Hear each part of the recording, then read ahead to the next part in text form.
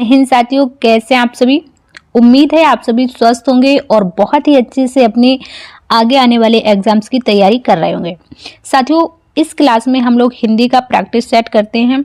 आप किसी भी एग्जाम की तैयारी कर रहे हैं जिसमें आपके हिंदी से क्वेश्चंस पूछे जाते हैं, आप उन सभी एग्जाम्स के लिए इस क्लास को ले सकते हैं, क्योंकि इस क्लास में हम लोग वही क्वेश्चन डिस्कस करते हैं जो क्वेश्चंस पिछली वर्ष किसी ना किसी परीक्षा में आए हुए हैं।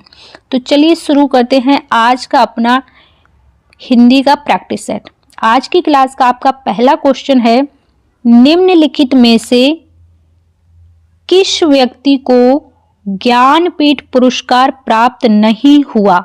आपके सामने 4 ऑप्शन दिए गए हैं, इसमें से आपको बताना है कि इनमें से ऐसा कौन सा व्यक्ति है जिसे ज्ञानपीठ पुरस्कार प्राप्त नहीं हुआ है। नरेश मेहता, महादेवी वर्मा, निर्मल वर्मा या फिर नागार्जुन। तो बताइए, इस क्वेश्चन का सही जो आंसर होगा ऑप्शन नंबर डी, बिल्कुल नागार्जुन को ज्ञानपीठ पुरस्कार प्राप्त नहीं हुआ है। अगर आपसे पूछा जाए कि ज्ञानपीठ पुरस्कार की स्थापना कब हुई थी, तो ये आपकी 1961 में, और ये पहली बार कब दिए गए थे, तो ये पहली बार 1965 में दिए गए थे। कितनी भाषाओं में दिया जाता है ज्ञानपीठ पुरस्कार, तो ये 22+1 यानी कि 23 भाषाओं में दिया जाता है। ठीक, अगर आपसे पूछा जाए कि इसमें मिलने वाली धनराशि कितनी है, ज्ञानपीठ पुरस्कार में कितनी धनराशि दी जाती है, तो आपके 11 लाख रुपए दिए जाते हैं। ठीक, इतनी चीजें क्लियर हो गई इस क्वेश्चन से आपको। अब अगला क्वेश्चन है आपका,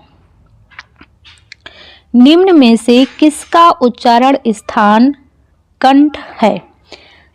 आपको बताना है कि किनका उच्चारण स्थान कंठ है। ऑप्शन नंबर ए, चा छा जा झा, टा ठा डा ढा, का खा गा घा इंगा या फिर ता था दा धा ना। बताइए किसका उच्चारण स्थान कंठ है।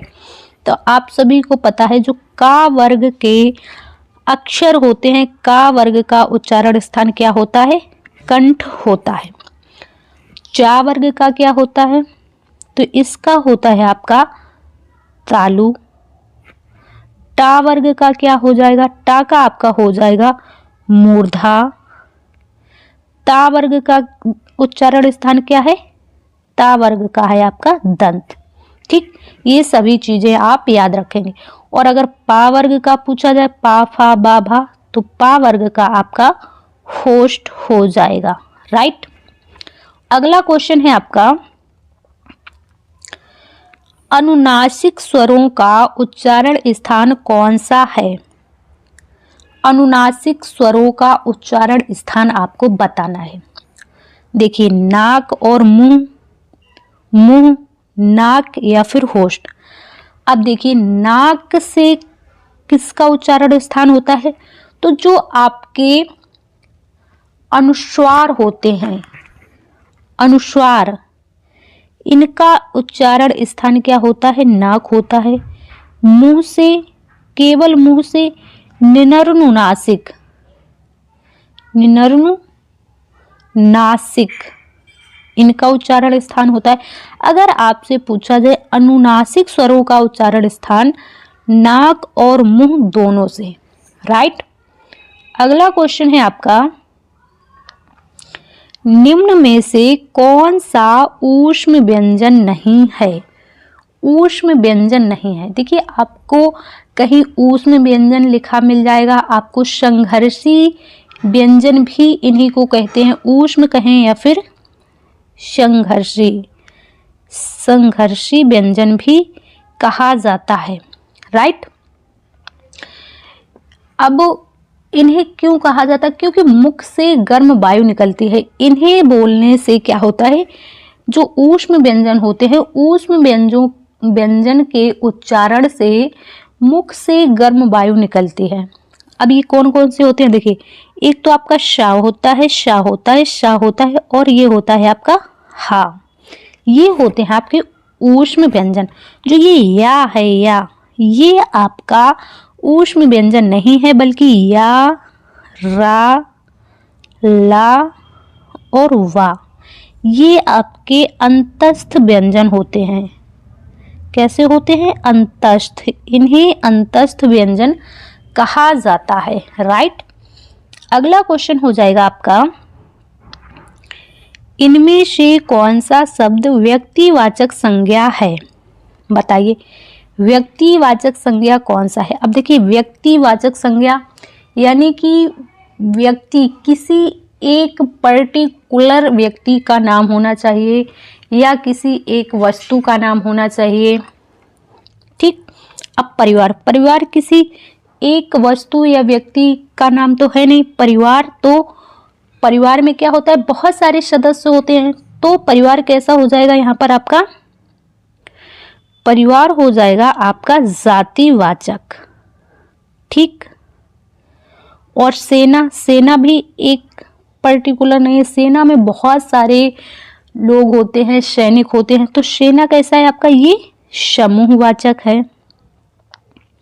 इसके बाद कृष्ण, कृष्ण किसी व्यक्ति का नाम होता है। कृष्ण भगवान जी का नाम है। तो ये जो है आपका एक पर्टिकुलर व्यक्ति का नाम है। इसलिए आपके क्वेश्चन का सही आंसर होगा ऑप्शन नंबर सी, आम। आम बहुत सारे आम होते हैं, दशहरा आम, चौसा आम। तो ये आम की जाति होते हैं। ये आपका जातिवाचक संज्ञा हो जाएगा। राइट। अगला क्वेश्चन है आपका, औरत कैसा शब्द है? औरत आपको बताना है कैसा शब्द है। देशज है, विदेशज है, तद्भव है, तत्सम है। देखिए, तत्सम जो शब्द संस्कृत के ज्यों के त्यों हिंदी में प्रयोग किए जाते हैं उन्हें तत्सम कहते हैं। और जिन तत्सम शब्दों का रूप परिवर्तित होके हिंदी में आते हैं उन्हें क्या कहते हैं? तद्भव कहते हैं। विदेशज यानी कि जो अपने देश के ना हो, विदेशों में बोले जाते हों। देशज अपने देश के, जैसे आपका लोटा हो गया, तेंदुआ हो गया, है ना। ये कैसे होते हैं? आपके देशज होते हैं। लोटा, तेंदुआ, जूता। औरत आपसे पूछा गया है, तो औरत आपका, ये आपका विदेशज शब्द होगा। लेकिन विदेशज में भी अगर आपसे पूछ ले किस भाषा का है औरत, एक होता है आपका किताब, किताब, औरत, आदमी। ये आपके शब्द जो हैं अरबी भाषा के हैं। किस भाषा के हैं? अरबी भाषा के शब्द हैं। राइट। अगला क्वेश्चन है आपका, भागीरथी संज्ञा का कौन सा प्रकार है? देखिए, भागीरथी, भागीरथी क्या है? भागीरथी एक नदी है। और अगर आपसे नदी पूछा जाए, नदी कैसा शब्द है, नदी में कौन सी संज्ञा है? तो नदियां कई सारी होती हैं, है ना। गंगा नदी, यमुना नदी, भागीरथी, अलकनंदा। तो नदी आपका जातिवाचक संज्ञा हो जाएगा। भाववाचक, भाववाचक का यहाँ पर कोई उपयोग नहीं है। भागीरथी एक नदी का नाम है, इसलिए ये व्यक्तिवाचक संज्ञा हो जाएगी। राइट। समूहवाचक जैसे आपका सेना हो गया, अभी हमने पीछे ही देखा है। ठीक। इसके अलावा आपका अगला क्वेश्चन है, इनमें से विशेषण की उपयुक्त परिभाषा कौन सी है? विशेषण की परिभाषा आपको बताना है, बहुत ध्यान से पढ़ना है आपको। क्रिया के स्थान पर प्रयुक्त होने वाले शब्द, क्या इन्हें हम विशेषण कहते हैं? संज्ञा के स्थान पर प्रयुक्त होने वाले शब्दों को क्या कहते हैं? भाई, संज्ञा के स्थान पर प्रयुक्त होने वालों को तो हम सर्वनाम कहते हैं। संज्ञा और सर्वनाम की विशेषता बताने वाले शब्द, या फिर क्रिया की विशेषता बताने वाले शब्द। तो बिल्कुल विशेषण की परिभाषा हमने पढ़ रखी है क्या, कि संज्ञा और सर्वनाम की विशेषता बताने वाले शब्दों को विशेषण कहा जाता है। अगर आपसे पूछ ले कि विशेषण कितने प्रकार के होते हैं, कितने भेद होते हैं, तो 4। कौन कौन से? एक तो आपका होता है गुणवाचक विशेषण, दूसरा आपका परिमाणवाचक विशेषण, तीसरा आपका संख्यावाचक विशेषण, चौथा आपका सार्वनामिक विशेषण। राइट। अगला क्वेश्चन है आपका,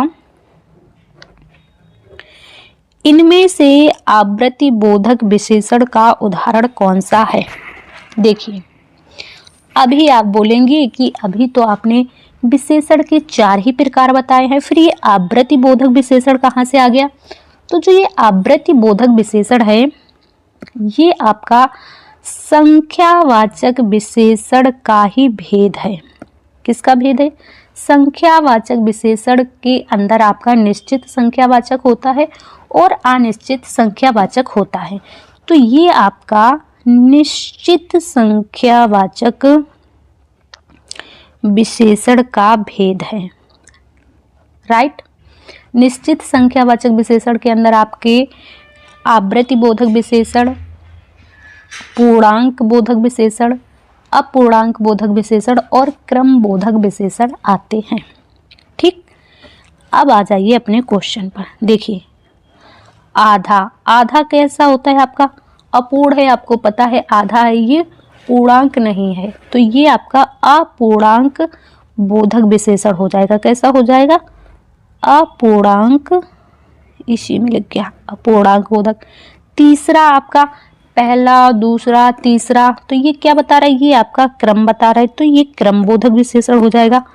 5, 4, 6, 10, ये क्या है? ये एक पूर्ण अंक है, तो ये कैसा हो जाएगा? ये आपका पूर्णांक बोधक विशेषण हो जाएगा। इकहरा, दोहरा, 2 गुना, 3 गुना, 10 गुना, ये आपके आवृत्ति बोधक विशेषण के अंतर्गत आ जाएंगे। ऑप्शन नंबर डी आपके क्वेश्चन का बिल्कुल सही आंसर हो जाएगा। राइट।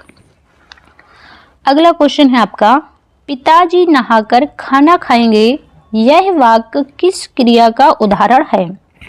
सकर्मक क्रिया का है, प्रेरणार्थक क्रिया का है, अकर्मक क्रिया का है, या फिर आपका पूर्वकालिक क्रिया का है? बताइए। तो आप सभी ने देखिए, सकर्मक क्रिया कैसे होते हैं? जैसे आपका खाना, पीना, खेलना, ठीक, जिसमें कर्म की आवश्यकता होती है, ये आपकी सकर्मक क्रिया होती है। प्रेरणार्थक क्रिया, जब कर्ता स्वयं कार्य ना करके किसी अन्य व्यक्ति से कार्य करवाता है तो प्रेरणार्थक क्रिया होती है। जैसे मालिक नौकर से गाड़ी धुलवाता है, तो यहाँ पर आपकी प्रेरणार्थक क्रिया हो जाएगी। अकर्मक क्रिया, पक्षी उड़ रहे हैं, पक्षी उड़ रहे हैं, उड़ना क्या होती है? उड़ना, हंसना, रोना, ये सारी आपकी अकर्मक क्रियाएं होती हैं। पूर्वकालिक क्रिया, जहाँ पर एक क्रिया को समाप्त करके दूसरी क्रिया की जाए, जैसे नहाकर खाना खाएंगे, पहले क्या करेंगे? नहाएंगे, फिर खाना खाएंगे। यहीं आपसे अगला उदाहरण दे दिया जाए कि रमेश सोकर उठा, रमेश सोकर उठा यानी कि सोया फिर उठा, तो यहाँ पर भी आपकी कौन सी हो जाएगी? पूर्वकालिक क्रिया। तो ऑप्शन नंबर डी आपके क्वेश्चन का बिल्कुल सही हो जाएगा। पिताजी नहाकर खाना खाएंगे, यह वाक्य आपका पूर्वकालिक क्रिया का उदाहरण है। राइट। तो साथियों, ये था हमारा आज का प्रैक्टिस सेट। आज के इस प्रैक्टिस सेट में आपने कितने क्वेश्चन सही किए हैं हमें कमेंट बॉक्स में अवश्य बताइएगा, और क्लास आपको कैसी लगी है ये भी आप कमेंट बॉक्स में ज़रूर बताइएगा। क्लास यदि आपको पसंद आती है तो क्लास को लाइक कीजिए, अपने दोस्तों के साथ शेयर कीजिए। तो आज की क्लास में बस इतना ही। मिलते हैं आप सभी से नेक्स्ट क्लास में। सब तक के लिए जय हिंद साथियों।